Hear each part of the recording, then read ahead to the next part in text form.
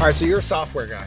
Yeah. How do you go from software to trash? I think trash is software, right? Subscription based. I guess so. That's basically the thought process. So have one or two, technically two software companies. And when this just popped up, it felt like it landed in my lap. I think you would think the same thing. Trash doesn't get picked up. There's 400 houses in here. You know, the Chris Koerner brain goes, 400 houses, $35 to $60 a month. $12,000 a month? Yeah, it gets out of control quickly. And you're like, I wonder how hard it would be to get people to sign up. I don't think my brain ever flipped over to like, do I want to do this? It was more like, let's just see if it's possible first. Well, how hard is it to just post something to Facebook? Right, that's exactly right. So I was like, how can I make this like a no-brainer? Which stole that from Hermosi, which was like, all right, the common sentiment is everyone hates the existing trash company. Why did they hate it?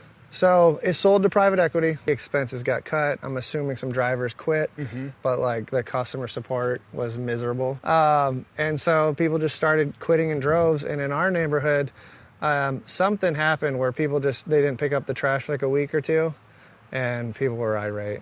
And so that's all it took was a week or two. Yeah. Yeah, I think it was more than that. So it was a week or two didn't get picked up, and then there were emails coming out that the billing was changing. People were getting double billed in the handoff from one company to the other. And then I think the nail in the coffin was they said, we're not picking up anything outside of the bins. And depending on where you're at watching this video, you can see why that would be, right? Yeah. You just don't want to have to get out, right? Yeah. The effectiveness and the scalability of this truck in particular is being able to use that claw and tip it without having to get out. Yeah. And when you have to get out, it crushes you in this truck times two. Yeah. Because in a normal truck, you toss it in the back, you keep moving. On this one, you got to come up with creative ways to load it 9 feet. It could be the difference between servicing 400 homes in a day and 100. Oh, that's it. You nailed it. So basically, with this truck, you can do 15 seconds a house. If you're doing a rear loader, it can get up to a minute. And so, like, if you just times that by drive time and then 400 houses, it gets out of control quickly. So anyways, we got...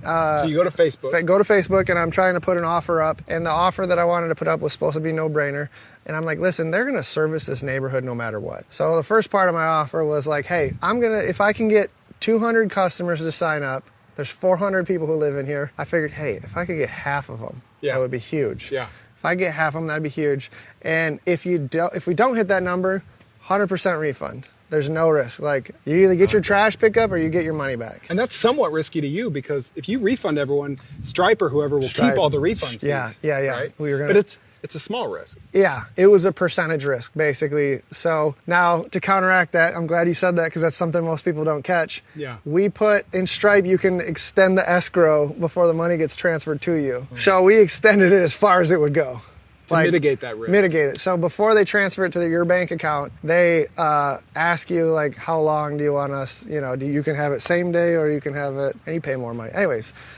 So to mitigate the risk, we kept in an escrow as long as we could, and we ended up getting, I think, in 15 days, something like 150 people, and then ended up getting, like, in the first year, about 200. Oh my gosh. So you hit your goal.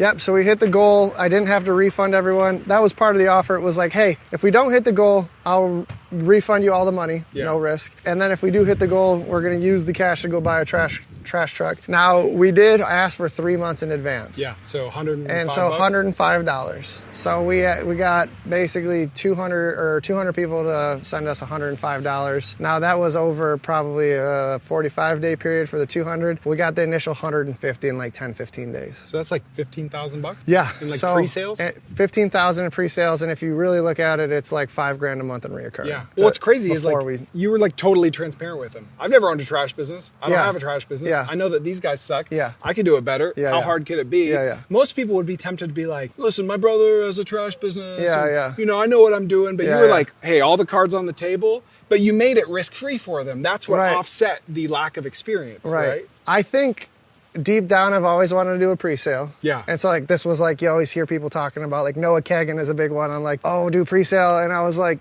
you know what? Let's try it. So I think the initial thing was like, can I make this work? But people don't do pre-sales for garbage businesses. No. But that's what I love. I love taking like software concepts and putting it in a sweaty business. Right. And so part of me wasn't even like thinking about the trash aspect at all. And then I was like, okay, let's do this. I think the first day it was like thousands of dollars, and I started to shit my pants a little bit. And then at one point we had like I said, 15. I think when we hit 150, which my goal was 200, I turned to my wife. I'm like, dude, we got $15,000 and we've got to decide. And this window, I think it was like 60-day window, it's going to get put into our bank account. Yeah. And then if that happens, the refund fees get hit because you're doing a double transaction. They keep 3% and they charge a fee. Right, unless you kept it in the escrow. Yeah. Right. So then you can send it I back. didn't even know that. That's clutch. Yeah. And so I was like, what do we do? So then I started Googling how to buy, where to buy a trash truck and all sorts of stuff. Yeah. But yeah, that's how we started. You might not know this, but this is not my full channel. If you want to watch the full episode of the segment that you just saw, go ahead and check this out or the link in the description.